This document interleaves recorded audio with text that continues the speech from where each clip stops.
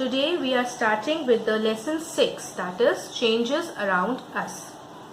So what all things are we going to study in this chapter are what is a change, then what all changes are there, that means the reversible changes and irreversible changes, chemical changes and physical changes, and some other types of changes.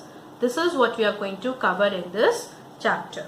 So first of all, before we start about different kinds of changes, we should know actually what is a change. So if we define a change, we can define it as an act by which a thing forms or becomes different than its previous self. For instance, when ice melts, it changes into water. Therefore, it turns from solid to liquid. So anything or any event which causes a change in a form or in any way a substance changes is known as a change. Now, what all things can cause a change and what all happens when a change occurs are changes in shape, size, position, color, state and internal structure. So these all things can change whenever a change occurs. Fine. First of all, we will be starting with the irreversible and the reversible changes. Fine. So when we talk about the reversible and the irreversible changes, a reversible change is what? The changes that can be reversed or are a temporary conversion are reversible changes. The reactions that are reversible are called reversible reactions. In such kind of reaction, one substance is modified into another form, but a new substance is not formed.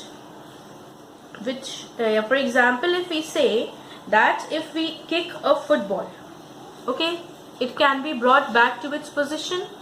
So only the position of the football changes, there is no new product formed.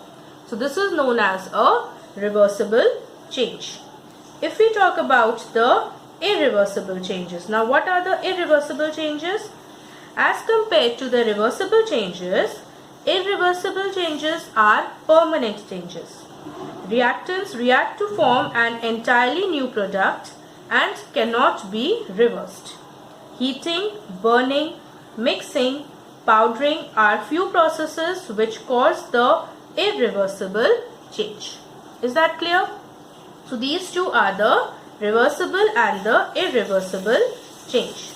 Now next we come to the physical changes and chemical changes. Talk about what is a physical change.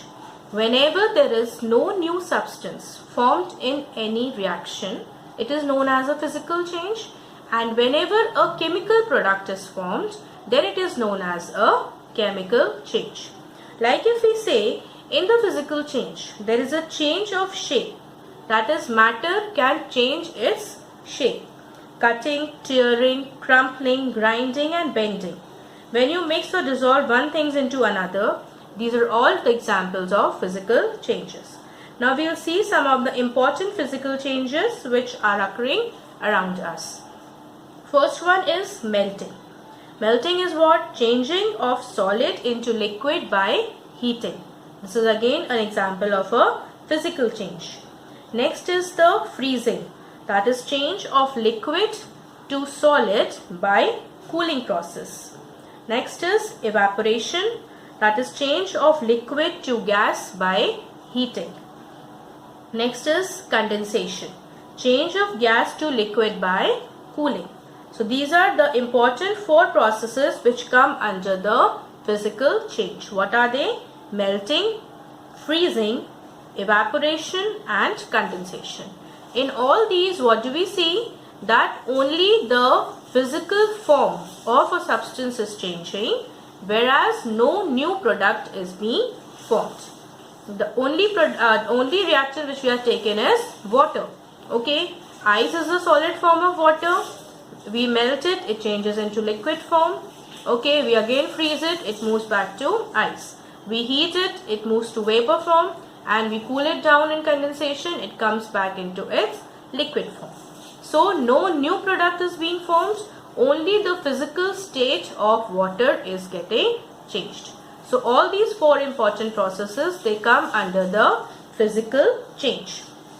When we talk about what is a chemical change, a chemical change occurs when there is a chemical reaction between the substances.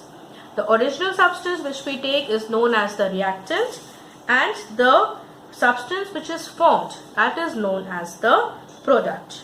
Okay, like if we give an example, cooking, that is an example of a chemical change.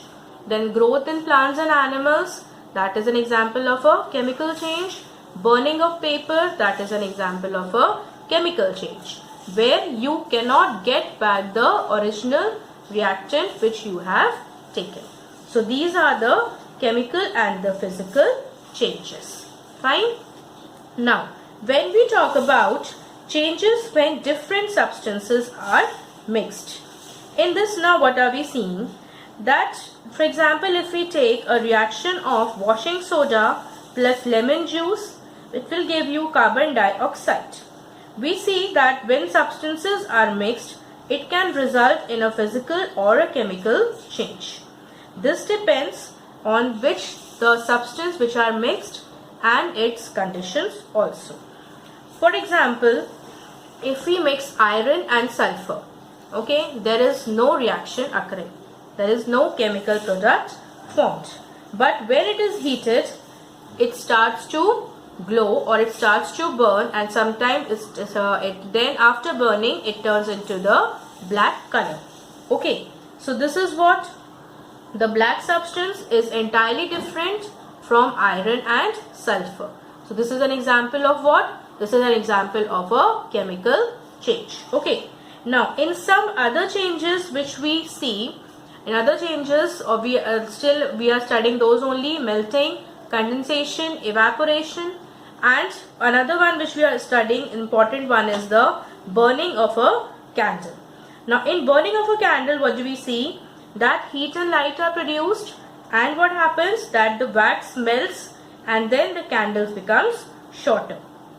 We have already seen that burning is a chemical change. Okay, and in this chemical change what is happening? That heat and light are given out by the candle. Fine.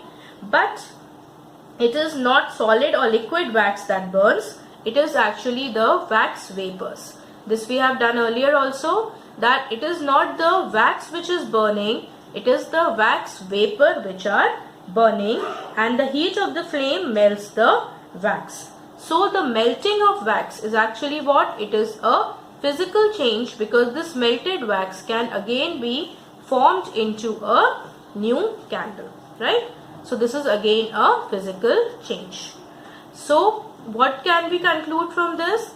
That any changes that we see around, they can either come under the category of a physical change, or they can come under a category of the chemical change. Okay, so what all things have we studied in this chapter? What do we mean by a change? Then a change can be either reversible or irreversible. It can be either a physical change or a chemical change.